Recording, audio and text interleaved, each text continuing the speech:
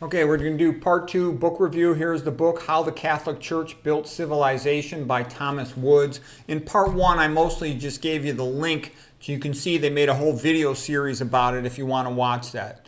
Okay, so first of all, Thomas Woods, a Harvard-trained historian. He's also an economist, very smart guy.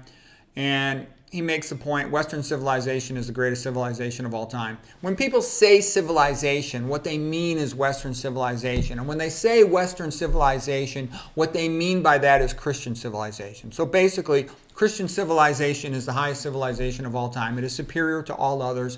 There's nothing even close, okay? Just ask yourself, where did all these great things in the world come from? And you will see almost all of them came from Christian civilization. There's some exceptions to that, but very few. Western civilization was built by the Catholic Church, okay? And Thomas Woods makes the point that the Catholic Church is the greatest institution ever in the history of mankind. And it's pretty obvious when you look at things a little more closely. Now, I'm fully aware that the modern church, the modern papacy is under control of the Antichrist, and the current pope is a piece of crap. He's an enemy of the church. I'm aware of that, of the organized church. But I'm going to talk today about the tradition of the Catholic Church and what it had done, okay, because it's extraordinary. And most people don't know this. Okay, so why did... I meant to show you the copy of the cover of the book. I had myself in the way. Sorry about that. So here, let's just look at this again here. I'm going to get out of the way now. And so just so you can see the book. There's an audio CD version of the book, and of course there's the paper version that I just showed you. And there's the video version that I have a link to that was made later. Okay, so it's a magnificent book. Okay, so now the question is, why did the world sort of regress with the fall of the Roman Empire? Because the Romans had established a lot of things. They had built aqueducts to transport water in from the mountains. They had built a sewer system. They had libraries. The aristocrats, many of them were quite literate. One of the greatest literary speakers of all time was Cicero, the greatest of all Romans. Quintilian had a school of rhetoric. So the Romans did some good things. They built a lot of roads. Okay, built a lot of nice buildings. Now here is the problem with the Middle Ages. The Catholic Church was basically civilization. Everything outside of the Catholic Church in general was barbarism. You would typically have a secular ruler who was basically a barbarian who just was interested in their own power, their own equivalent of money and control, okay? And the barbarians were running around robbing each other, looting each other. And, you know, the old Hobbes saying life was nasty, brutish, and short, okay? And they were illiterate. Secular rulers in general are not interested in books and civilization, especially in those days, okay? So here's what Will Durant says, the great historian. After the fall of the Roman Empire, the reason for retrogression of civilization was barbarism and wars, okay? Now, this is a useful quote. This is Douglas MacArthur, the great, genius American general from World War I and World War II. He said the most common cause for war is undefended wealth. So basically, there's always a bunch of secular rulers in all these countries, and they look around and they say to themselves, you know what? Our neighbors have something I want, and their military is not as strong as ours. Why don't we go over there and kick their ass and take their stuff? But they go, we don't want everybody to think we're mean, so let's just say that they're doing something, they're a homicidal maniac, and we have to go in there preemptively and to defend ourselves, of course, self-defense, and we'll kick their ass and take their stuff. Okay, that's how most secular rulers are all over the world since the beginning of recorded time. And they're dictators and tyrants, and they just want power for themselves. They want, a bunch of concubines for different days of the week and the month. And they want everybody else to shut up and not annoy them. Okay, that's how most countries are ruled, and that's why they do almost nothing. And most societies are sort of these atheistic situations where the tyrant is like the god and has 100% ability to do whatever they want, and no one else can do anything. All right, so here in the Roman Empire is one of the gladiatorial combats, and once the Catholic rulers came into place, they got rid of this gladiatorial stuff, just killing people for sport, okay? So this is a famous painting, Thumbs Down, by Jean-Léon Gérôme, 1872. And so it's kind of certainly a waste of people to allow that to continue. Okay, now in the Middle Ages, the monks were doing a lot of good work, okay? They were running the farms, many of the farms, and they developed all kinds of innovations, improving the plow and the crop yield, okay? They ran the monasteries where they preserved the books of civilization. They preserved literacy. Wherever they would go, they would bring literacy to those populations. They would translate the Bible. They made the first what we would consider sort of more modern hospitals, okay? Now, don't get me wrong. The Greeks had some special medical sites for taking care of their soldiers. They had health shrines like that of Asclepius. They had, St. Augustine had hospice for pilgrims. And, of course, the Romans, had built aqueducts and sewers and, to get you closer to some of the amenities of a more modern healthcare facility. Okay, they certainly didn't know much about pharmaceuticals, which we think of as modern medicine. But, there's changing the bandage on the lepers and all that other stuff, fixing wounds and all that other stuff. So the monks made and ran the early, relatively modern, by the standards available at that time, hospitals in Europe. Okay, the other thing the monks did, they were very smart. They developed metallurgy. They developed astronomy. They made the clocks. And they were very good clockmakers, and they ran the calendars because they had to keep track of the calendar to know when to plan for the church holidays. They provided a sense of community. There would be a local church in a community, and they would have feast days on the saints' days, and then they would have the other big holidays. They'd have the Mass on Sundays, and so it gave a cycle to people's community. And in those days, they had a chain of being, and that it was pretty clear where one's place was in the cosmic hierarchy, and there was a community and meaning to people's lives, and it was an understandable thing. Okay, the other thing I would talk about here, because I'm talking kind of about the Middle Ages, was the monks. Now, there were monks, a lot of them in France and Italy and from Ireland and other places. And the monks are really the ones who kept civilization alive. Here's a book called How the Irish Saved Civilization by Thomas Cahill. And these monks, they would copy all the ancient books from the Greeks, from the Romans, and the Bible. And there would be many monasteries full of these books. And that was very important because these, like Viking raiders would come in. They would, try to kill everybody, RAPE, the nuns, wherever they could find them, and anybody else. And they would steal all their stuff. And they would often, unfortunately, even burn down monastery libraries. But luckily, there were enough monastery libraries that, the books we're aware of now were all preserved. Okay, and they did a lot of things too. They added to them even by the illustrations in the margin. This is the famous Irish Book of Kells illustration of the Bible. It's very beautiful, and it kind of reminds me of the little stuff added on later on by Sergio Aragonés of Mad Magazine in the margins, his drawings, marginalia. And it reminds me also of the great comedies of Monty Python's. They would take drawings that were very similar to those made in the margins by the monks. Oh, by the way, too, this is one of the monks, St. Columba of Ireland, and he was one of the great all-time monks who started a whole bunch of monasteries. Okay, really did things to make the world a better place. And that's how the Irish saved civilization, because they were the best of the monks at saving these ancient books. Okay, and of course we know the story of the crucifixion of Christ. He rose on the third day. He forgave the good thief on his right with the angel above him. And then there's the bad thief over here who did not repent, and the devil stomping on his shoulder. That doesn't look good. Longinus, the Roman soldier, put a spear into the side of Christ, and then an angel collected his blood into the Holy Grail, and that's supposed to heal everything. Okay, you got the three Marys down below, the cross, Adam, Calvary, and all this stuff. Anyways, we'll come back to how all these things relate. And I just want to say a little bit about the ancient Greeks, because the Catholic Church comes way more out of ancient Greece than is widely recognized. Yes, of course, it comes out of the Old Testament, but it comes out of ancient Greece way more than people realize. And the ancient Greeks were by far the best of the old civilizations.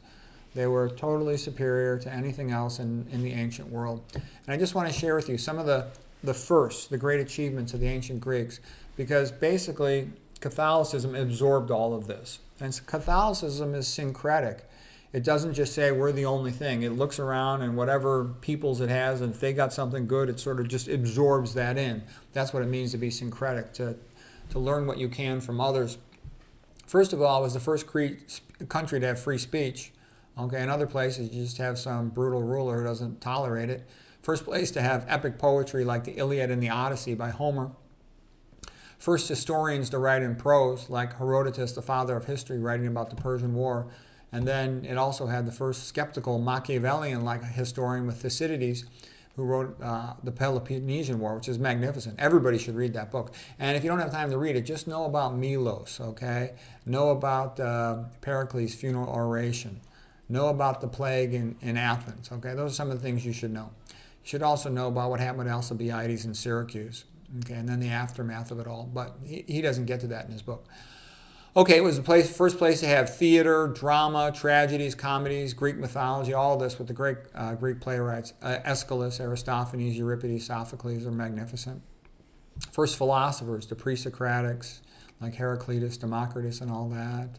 Pythagoras, the Socratics, Plato, wrote all about him in Plato's Republic and his other dialogues. Aristotle, the foundation of philosophy is really Aristotle. He's better than Plato. Post-Socratics, the Cynics, cynicism of Diogenes, skepticism, Epicureans, the letter of the law in Christian philosophy, and Aristotelium, okay, part of the spirit of the law in Christianity. All right, so anyways, big time stuff came out of ancient Greece. The first serious biologist was Aristotle. He tried to classify the animal specimens. Alexander the Great went all over the world sending specimens back to him. Aristotle's Lyceum was the first school of biology, first school of zoology, first medical school in a sense. The first library was Aristotle's Lyceum with a large collection of scrolls. Later on, the library in Alexandria was largely, put there by the Greeks. First scholars of rhetoric like Aristotle, writing down all the good speaking methods. First genius engineers and physicists like Archimedes, who was a magnificent engineer. If you read about the Battle of Syracuse between the Romans, I made a video about it. It's extraordinary. Also, he developed the early form of calculus, Archimedes, which was later, optimized into the modern form by Gottfried Leibniz in Germany and Isaac Newton in England. First great building, the Parthenon. First great sculpture by the ancient Greeks. Ptolemy was a Greek astronomer, made the first major astronomy system. They would have Olympic Games. Okay, the Olympic Games were playing. They were competition amongst athletes, not like gladiatorial games where people die. Okay, they had the first, the best. The Greek mythology is magnificent. It's better than the mythology of any other country. It's magnificent. This led, of course, to the great theater, great painting, great metaphor. The paintings didn't survive so well. Tons of wonderful literary, philosophical metaphors come from Greek mythology. They had a sophisticated military and navy. They had early medicine with Asclepius healing centers, and then Hippocrates and dietary therapy. So that was sort of the first widely known dietary therapy, Hippocrates.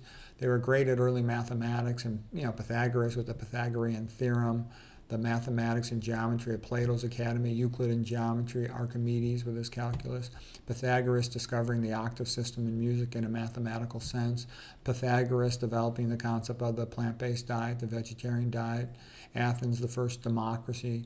And then why did they fall? Because they were internally bickering and they couldn't unite themselves. They were weakened by the Peloponnesian War, and the Macedonians came in. Basically, King Philip had learned their methods from them and was able to unify Macedonia and conquer the Greeks, who were not unified. Later, his son, Alexander the Great, would spread Greek culture widely. Okay, I'm just going to now talk a little bit about first from Christianity. Because in the public schools, the purpose of the public schools is to turn children away from God, turn them away from their parents, make them into little conformist, atheist consumers. And I just want you to get a few things. The Catholic Church began with Christ and his disciples.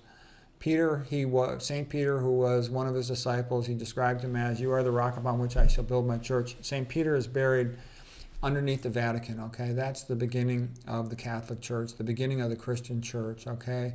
All these Protestants and all these other sects are Johnny, come lately wannabes. All right, the Catholic Church maintained literacy throughout the world, the European world in particular, with the scribes in the monasteries, preserved the ancient books of the Greeks and Romans and the Christians in the Bible. And its books pretty much are the most important thing for saving civilization so that the knowledge gets taught to the next generation. Books last longer than buildings and paintings. They're easier to copy and maintain. And nowadays with the printing press, even more easy. I think you should have real books. Don't trust stuff to the internet. Stuff could be deleted from the internet. Only the church cared about saving the books. The secular rulers didn't care about it. There was no other academic institutions to care about it. If it was not for the Catholic Church, almost everything from ancient Greece and ancient Rome would have been lost. Okay, mankind would have, drifted back into barbarism completely, and would have been who knows how long before he came out of it.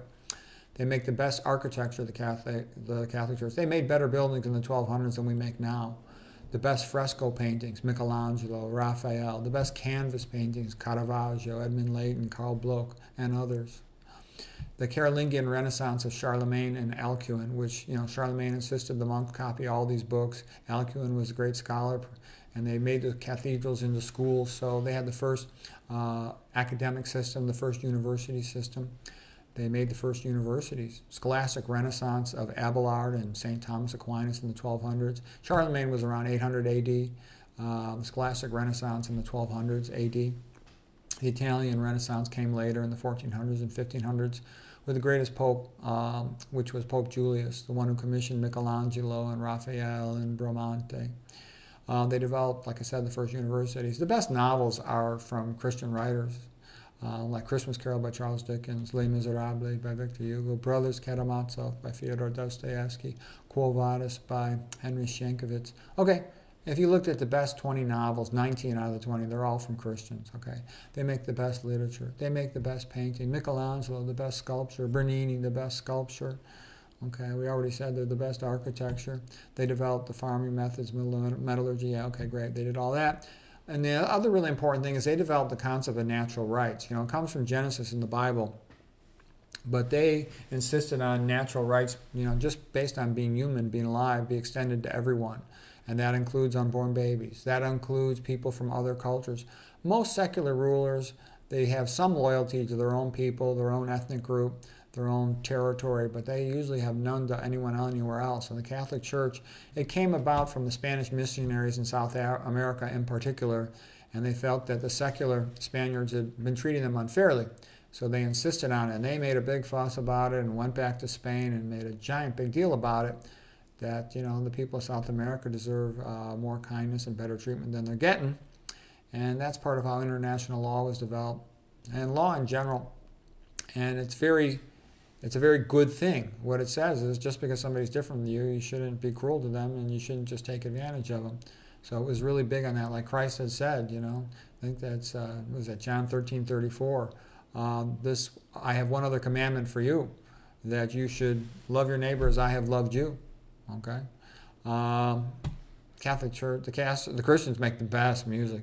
Just look at it. Look at all my videos on Christian music. They're magnificent. They're beyond good. They're sublime. Okay. So is their art. So are their cathedrals. They're the best. Thomas Woods, the Catholic Church is the best institution ever in the history of mankind, and that is a true statement. I say that based on extensive study, extensive consideration of the question.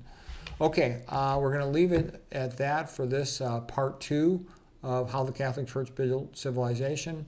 We got a lot more slides to go, and we're going to show mostly pictures from here on out. I think you're going to find it very beautiful.